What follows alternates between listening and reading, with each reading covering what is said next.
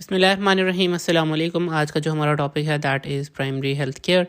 तो इसमें से बहुत सेलेक्टिव सी चीज़ें आती हैं, तो अगर आप कुछ टॉपिक भी कर लेंगे तो आपका ये इंशाल्लाह जो क्वेश्चन है इस टॉपिक से नहीं छूटेगा। सो प्राइमरी हेल्थ केयर की डेफिनेशन, इसके कंपोनेंट्स और प्रिंसिपल, ये सवाल बहुत ज़्यादा आता है। मोस्टली यही आता है, सिनेरियो में आ जाता है या फिर इस तरह।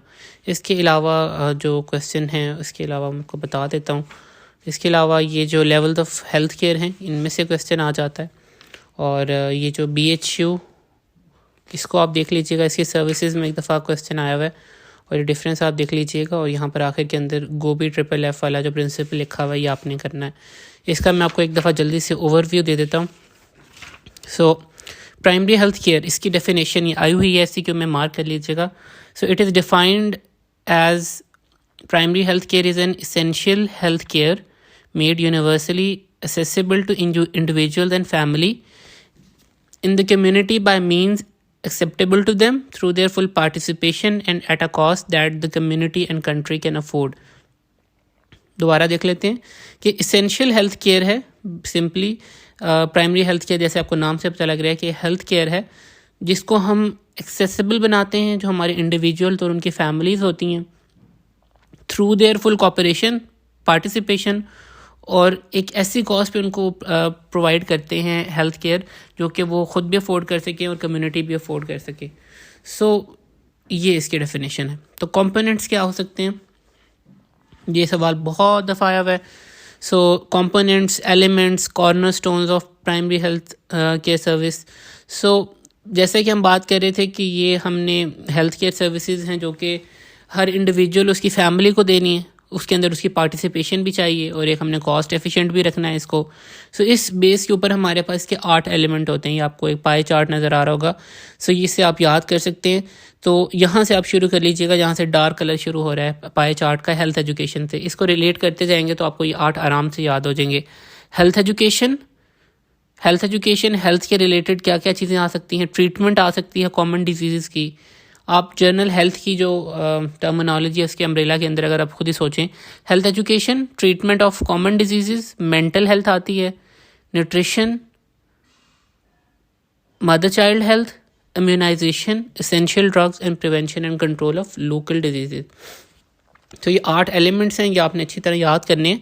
Health education, treatment end of disease, ठीक है, कॉमन डिजीज़ है। इसी तरह मेंटल हेल्थ हो गया, न्यूट्रिशन हो गया, न्यूट्रिशन के साथ मदर चाइल्ड हेल्थ है, मदर चाइल्ड हेल्थ के अंदर इम्यूनाइजेशन भी आ जाता है, ठीक है।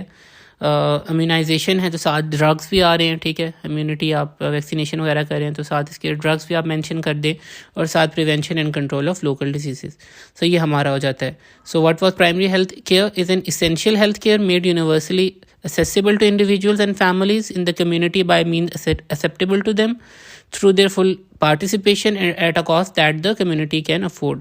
8 हैं, health education, treatment of common disease, mental health, nutrition, MCH यानी mother child health, immunisation, essential drugs और prevention and control of local disease. ये मैंने आपको दोबारा इस दफ़ा रिपीट इसलिए करवा दिया क्योंकि इसका चैप्टर से यही ज़्यादातर बहुत ज़्यादा रिपीट हुआ है। आगे हैं प्रिंसिपल ऑफ प्राइमरी हेल्थ, ये 4 हैं। इसके बेस के ऊपर सिनेरियो भी आ जाता है, ये आपने बहुत अच्छी तरह करने हैं। तो ये हमारे पास ना 4 प्रिंसिपल हैं प्राइमरी हेल्थ केयर के: equity, community participation, intersectoral coordination, appropriate technology. Equity क्या है? इक्वलिटी के साथ इसको नहीं करना। इक्विटी है कि हर जो आपका कम्युनिटी मेंबर है उसको इक्वल फैसिलिटी प्रोवाइड की जाए, लाइक इरिस्पेक्टिव कि वो पे कर सकता है या नहीं पे कर सकता, तो आपने उसको इक्वल जो है ना हेल्थ केयर प्रोवाइड करनी है। So everyone is entitled to health care पर according to need of people irrespective of their ability. यहाँ पर यानी जहाँ पर ज़्यादा ज़रूरत है, अगर फॉर एग्जांपल आप कहीं पर मेडिकल ऑफिसर लगे हैं या हेल्थ केयर ऑफिसर लगे हैं और आपको कहा जाए कि आपने 2 जगह पे या एक जगह पे BHU बनाना है, तो आप ये देखेंगे कि जहाँ पर लोगों को ज़रूरत ज़्यादा है आप वहाँ पर बनाएंगे, ना कि वहाँ पर आपने देखना है कि एबिलिटी है पे करने की कि नहीं है। आपने जहाँ पर ज़रूरत है लोगों की उसको प्रायोरिटी देनी है। तो इक्विटी, इक्वल जो है ना distribution of health services among the community. दूसरा है कम्युनिटी पार्टिसिपेशन। अब क्या है कम्युनिटी पार्टिसिपेशन? यानी अब हेल्थ केयर प्रोसेस के अंदर कम्युनिटी पार्टिसिपेट करिए। फॉर एग्जाम्पल आपके साथ सिनेरियो भी एक लिखा होगा कि पब्लिक हेल्थ की एक जो टीम है उसने विज़िट किया एक विलेज को, और वहाँ पर उन्होंने लैट्रिन्स बनानी थी, ठीक है, लेकिन उनके पास फ़ंड नहीं थे। लेकिन उन्होंने विलेज वालों के साथ बात की, तो उन्होंने कहा कि हम आपको पैसे देते हैं, साथ आपको फाइनेंशियल एड करते हैं, ताकि हमारे जो कम्युनिटी हेल्थ है वो बेहतर की जा सके। सो ये ऐसा ही प्रोसेस है, involvement of individual families and communities in promotion of their own health and welfare is an essential ingredient of public health care. यानी कम्युनिटी भी पार्टिसिपेट करती है अपनी हेल्थ को बेहतर करने के लिए। ये मैंने आपको एक सवाल भी साथ करा दिया इसका, ठीक है। बाकी 3 और 2 से इंटरसेक्टोरल कोऑर्डिनेशन क्या है कि जब आप मुख्तलिफ जो सेक्टर्स हैं, हेल्थ सेक्टर्स हैं, उनके साथ कोऑर्डिनेट करते हैं और बेहतर बनाते हैं हेल्थ को। अब यहाँ पर एक सिनेरियो आया हुआ है कि in a village a development project, manual labour was provided by the villagers and consultancies आपके पास मुख्तलिफ डिपार्टमेंट ने प्रोवाइड की, health, education, agriculture, livestock. अब यहाँ पर मुख्तलिफ डिपार्टमेंट्स आपस में कोऑर्डिनेट कर रहे हैं। तो ये इंटरसेक्टोरल कोऑर्डिनेशन के थ्रू वो एक पब्लिक हेल्थ को बेहतर बना रहे हैं, विलेजर्स को बेहतर फैसिलिटीज़ प्रोवाइड करें। So it requires coordination and cooperation between health sectors and other health related groups. So ये इसका आपका क्वेश्चन जो होगा, इसका डायग्नोसिस यही था, इंटरसेक्टोरल कोऑर्डिनेशन। सो ये आपने बड़ा ध्यान से देख लेना है। अगर कहीं पर वो सिनेरियो इस तरह का दे रहा है कि आपने कहीं पर BHO बनाना है, तो आप किस तरह बनाएंगे, तो उसके अंदर मोस्टली इक्विटी का ही आएगा। फॉर एग्जाम्पल एक सवाल आया था पास पेपर में कि मिनिस्ट्री ऑफ हेल्थ ने जो है ना इंफ्रास्ट्रक्चर के लिए फ़ंड रिलीज़ किए हैं BHO और RHC के लिए। पब्लिक हेल्थ ऑफिसर आपने जो है ना इन्वेस्टमेंट करनी है, ठीक है, तो आप कौन सा प्रिंसिपल अप्लाई करेंगे, तो आप इक्विटी का प्रिंसिपल अप्लाई करेंगे कि इक्वल डिस्ट्रीब्यूशन की आप कोशिश करेंगे या ज़रूरत के तहत आप बनाएंगे। अगला है अप्रोप्रिएट टेक्नोलॉजी। 4 A's याद रखने हैं कि टेक्नोलॉजी आप वहीं पर ही अप्रोप्रिएट है जहाँ पर या जब ये 4 जो प्रिंसिपल्स हैं उसको पूरा करे। वो अवेलेबल यानी अवेलेबिलिटी अच्छी हो, अफोर्डेबल हो लोगों के लिए, एक्सेसिबल हो और एक्सेप्टेबल भी हो, ठीक है। सो 4 A's को हमने अप्लाई करना है, अवेलेबल, अफोर्डेबल, एक्सेसिबल और एक्सेप्टेबल। तो अगर वो प्रिंसिपल ज़्यादा पूछ ले तो आप इसके अंदर ये 4 चीज़ें ऐड कर सकते हैं। पास पेपर वाले ने एक आगे सवाल आया हुआ है, what are characteristics of a good health care system, ठीक है। सो उसके अंदर उन्होंने ये 4 प्रिंसिपल के साथ ये 4 पॉइंट भी लिखे हुए हैं, तो इसको भी आप देख सकते हैं। तो ये आपने अच्छी तरह 4 प्रिंसिपल देख लेने, equity, community participation, intersectoral coordination और एप्रोप्रिएट टेक्नोलॉजी। 7 वाले मैंने आपको पास पेपर भी करा दिए। तो अच्छा, तो आगे हमारे पास है health for all by the year 2000। एक दफ़ा कोई सवाल आया हुआ है। सो हेल्थ फॉर ऑल ये यूनिसेफ और WHO ने एक कॉन्फ्रेंस अरेंज कराई थी, Elma Etah, the capital of Kazakhstan. और ये इस पीरियड के दौरान से वो याद करने की ज़रूरत नहीं है। उनका जो स्लोगन था कि पहले तो था कि health for all by the year 2000, अब 2000 तो गुजर गया, तो अब उसका स्लोगन क्या है, HFA बियॉन्ड द ईयर 2000, ठीक है। सो इसकी डेफिनेशन क्या थी कि HFA health for all is defined as the attainment of level of health that will enable every individual to live socially and economically productive life। यानी हर जो मेंबर ऑफ एक ऐसी आपने लेवल ऑफ हेल्थ जो है वो अचीव करना है हर इंडिविजुअल के लिए, ताकि वो एक सोशली और इकोनॉमिकली स्टेबल लाइफ गुजार सके, ठीक है, और अपने जो काम है वो प्रोडक्टिव तरीके से कर सके। तो क्या तरीका है HFA को जो है अप्रोच करने का या अचीव करने का, हेल्थ फॉर ऑल, तो वो प्राइमरी हेल्थ केयर जो बेसिक प्रिंसिपल है। तो ऑब्वियसली ये 2000 के लिए बनाया गया था, तो ये कंप्लीट नहीं हो सका, ठीक है। गोल्स उनकी जो इसका बेसिक गोल था वो इन्फेंट्स थे, चिल्ड्रन थे बिलो 5 years। तो उसका प्रिंसिपल था कि आपने उनको बेसिक फैसिलिटीज़ प्रोवाइड करनी है, इम्यूनाइजेशन करनी है, इन्फेंट मोर्टेलिटी रेट कम करना है, और हेल्थ के ऊपर जो इन्वेस्टमेंट है वो बढ़ानी है। लेकिन ये फेल हो गया। Major causes population exposure, political environment, lack of awareness, ठीक है, maldistribution, corruption, doctors reluctant थे। So it couldn't be. तो अब ये HFA की बजाय HFA है बियॉन्ड 2000, ठीक है। सो ये आगे हेल्थ प्लानिंग साइकिल है, इसमें से कोई सवाल नहीं आया हुआ कि आपने हेल्थ जब भी प्लानिंग करनी है तो वो किस बेस के ऊपर करनी है। तो आपने कम्युनिटी असेसमेंट करनी होती है, फिर प्रॉब्लम्स वहाँ की आइडेंटिफाई करनी होती हैं, वहाँ की प्रायोरिटीज़ सेट करनी होती हैं, ठीक है, और सोल्यूशन आपने वहाँ का प्रोवाइड करना होता है, मॉनिटरिंग वगैरह करनी होती है, एवेल्युएशन करनी होती है, ये तरीका होता है। आगे है 7 स्टार डॉक्टर। इसको रीड कर लीजिएगा, करना हुआ तो इसमें से सवाल नहीं आएगा। 7 स्टार डॉक्टर जो है वो उसकी क्या खसूसियात होती हैं। कॉन्सेप्ट दिया गया था डॉक्टर चार्ल्स बॉयलन की तरफ से। हर जो ग्रेजुएट होता है वो 5 स्टार डॉक्टर है। जब आप डॉक्टर बनेंगे तो 5 स्टार आप डॉक्टर होंगे, लेकिन 7 स्टार कैसे आप बनते हैं, इसके अंदर कुछ एक्स्ट्रा चीज़ें हैं। तो ये 7 कैरेक्टरिस्टिक क्या होते हैं, ये 5C से याद कर लें care provider, communicator, community minder, community decider, community leader, researcher and life long learner. ये एक 7 स्टार डॉक्टर की होती हैं। सही है। तो कम्युनिटी के ऊपर डॉक्टर्स का एक बड़ा इन्फ्लुएंशियल रोल होता है, तो उस वजह से केयर प्रोवाइड भी करते हैं हम, कम्युनिकेशन भी करते हैं, कम्युनिटी का माइंडसेट भी चेंज करते हैं, डिसीजन मेकर्स हम हैं, लीडर्स एज ए लीडर भी कम्युनिटी एक्ट करते हैं, रिसर्चर्स भी हैं हम क्योंकि हम प्रैक्टिकल फील्ड के अंदर होते हैं, और लाइफ लॉन्ग लर्नर भी हम बन सकते हैं। आगे सवाल आता है कि level of prevention and health care, इसका सवाल आ जाता है, ये आप ऐसे क्यों के लिए मार्क कर लीजिएगा। तो हमारे पास जो है ना 3 लेवल्स होते हैं, प्राइमरी लेवल, सेकेंडरी लेवल और टर्शरी लेवल। अगर आपको याद हो पहले चैप्टर में मोड ऑफ इंटरवेंशन थे, तो वो कोई 5 थे। Health promotion, specific protection, early diagnosis and treatment, disability limitation and rehabilitation. So ये वही वाला सारा कुछ ही है, प्राइमरी लेवल, सेकेंडरी लेवल और टर्शरी लेवल। सो वो मोड ऑफ इंटरवेंशन उसी तरह ही इसके अंदर आ रहे हैं, लेकिन यहाँ पर हम बात कर रहे हैं हेल्थ सर्विसेज के रिलेटेड। तो प्राइमरी लेवल के ऊपर हमारे पास BHU और RHC आता है, सेकेंडरी लेवल पे THQ DHQ आता है, और टर्शरी लेवल के ऊपर टीचिंग हॉस्पिटल्स आता है। हमने देखा होगा ना कि जो हमारे टीचिंग हॉस्पिटल्स हैं जहाँ पर हम पढ़ते हैं, लाइक अब हम FMU से हैं, तो हमारा जो टीचिंग अस्पताल है वो अलाइड अस्पताल है, ये टर्शरी केयर का, टर्शरी लेवल का हॉस्पिटल है। तो जितने भी टीचिंग हॉस्पिटल्स हैं वो टर्शरी केयर के हैं। जो THQ और DHQ हैं ये सेकेंडरी लेवल के होते हैं, और जो हमारा BHU और ये जो RHC तो प्राइमरी लेवल के ऊपर है, यानी बिल्कुल स्टार्ट से लोगों का होता है।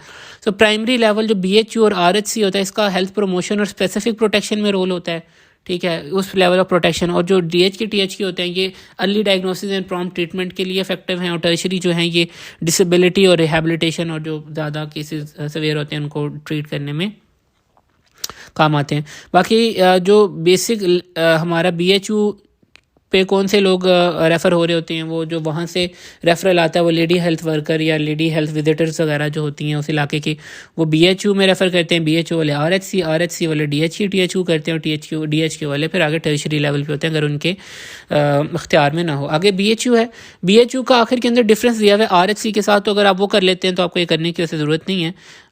बट BHU की सर्विसेज में से सवाल आया हुआ है, तो BHU को हम देख लेते हैं। तो एक स्मॉल कॉलोनी होती है BHU, जहाँ पर आपकी बिल्डिंग होती है और रेजिडेंसीज होती हैं, एक वहाँ पर मेडिकल ऑफिसर होता है और एक LHV होती है, लेडी हेल्थ विजिटर। और इसके अंदर ये 24 से 40 किलोमीटर का रेडियस कवर करती है, 25,000 तक लिमिट होती है इसकी, और 5 से 10 जो BHU हैं वो एक RHC को लिंक करते हैं, ठीक है। सर्विसेज क्या प्रोवाइड करते हैं, ये सर्विसेज आप RHC में भी लिख सकते हैं और RHC में कुछ एक्स्ट्रा भी हैं, मैं बता देता हूँ। सर्विसेज क्या आप प्रोवाइड करते हैं, basic MCH services, mother child health services, nutrition and food के हवाले से, इम्यूनाइजेशन आप कर सकते हैं, diarrhoeal disease control, malaria, sanitation, family planning, health education, ठीक है, disease control programmes, ARIs, acute respiratory infections, ठीक है। सो TBS वगैरह और LHWs जो हैं लेडी हेल्थ वर्कर्स जो हैं उनको आप ट्रेन कर सकते हैं, ठीक है, ताकि वो प्रेग्नेंट मदर्स को ज़रा हेल्प कर सकें। तो ये इसकी बेसिक सर्विसेज होती हैं। MHC services, MCH services, immunisation through EPI, diarrhoeal control, malaria, sanitation, family planning, health education वगैरह। बाकी TBA क्या होता है, TBA ट्रेडिशनल बर्थ अटेंडेंट होते हैं, ये ख़वातीन होती हैं ओल्ड, जिनको एक्सपीरियंस होता है जो है ना डिलीवरीज़ को हैंडल करने का। बाकी स्टाफ आपके पास एक मेडिकल ऑफिसर चलाता है BHU, अक्सर आपने देखा होगा आपके सीनियर्स वगैरह होंगे जो BHU लगा रहे हैं, सो वो एक ही ऑफिसर होता है जो पूरे BHU को हैंडल कर रहा होता है। आपके अंडर लेडी हेल्थ विजिटर हो सकती है, डिस्पेंसर हो सकता है, असिस्टेंट आपको मिल सकता है, स्वीपर वगैरह PN वगैरह भी होते हैं, ठीक है। आगे RHC है, RHC ज़रा बड़ा एरिया कवर करता है, मैं इसका आपको डिफरेंस करा देता हूँ तो आपको ये कवर हो जाएगा। पर RHC के अंदर कुछ एडिशनल होती हैं, यहाँ पर आपको बेड वगैरह मिल जाते हैं, एम्बुलेंसेज वगैरह, डेंटिस्ट वगैरह, एक्स्ट्रा कुछ सर्विसेज होती हैं। THQ जो होता है ये आपका 40 to 60 बेडेड हॉस्पिटल होता है, और DHQ फिर आपसे ज़रा बड़े लेवल पे और टर्शरी लेवल जो टीचिंग हॉस्पिटल होता है वहाँ पर फिर आपको स्पेशलिस्ट सर्विसेज भी मिल जाते हैं, न्यूरोलॉजी, न्यूरोसर्जरी, कार्डियोलॉजी जो है। THQ के अंदर आपको जो रेडियोलॉजी सर्विसेज मिल जाती हैं, DHQ के अंदर फिर स्पेशलिस्ट सर्विसेज, और टीचिंग हॉस्पिटल में तमाम स्पेशलिस्ट सर्विसेज। LHV आपने सुना होगा, LHVs जो हैं ये 9वें स्केल की एक होती है लेडी हेल्थ विजिटर। ये बेसिक 2 साल का कोर्स होता है, और ये बेसिकली MCH जो है मदर चाइल्ड हेल्थ, उसके लिए ये हैं क्वालिफाइड होती हैं कि ये प्रेगनेंसीज़ के अंदर हेल्प कर सकती हैं, डिलीवरीज़ के अंदर। सो इनका बड़ा रोल होता है टेटनस टॉक्साइड इम्यूनाइजेशन का, prenatal, antenatal, intranatal care के अंदर। ये ब्रेस्ट फीडिंग में भी एडवाइस कर सकती हैं, माइनर जो डिजीज़न को ट्रीट कर सकती हैं, और ये जो नीचे दाई वगैरह होती हैं, TBAs होती हैं, उनको भी ट्रेन कर सकती हैं, ठीक है। बाकी इसके अंदर से सच कोई चीज़ करने वाली नहीं। आखिर में आ जाएँ आखिरी पेज के ऊपर, एक सवाल आया हुआ है कि गोबी FFF क्या है। अगर आपको याद हो, अगर आपने अभी रिप्रोडक्शन वाला चैप्टर पढ़ लिया है रिप्रोडक्टिव हेल्थ में, उसके अंदर इन्फेंट मोर्टेलिटी रेट को कम करने के तरीके थे, तो उसके अंदर एक तरीका ये भी था कि ये गोबी FFF वाली जो अप्रोच है। तो गोबी FFF ये यूनिसेफ ने एक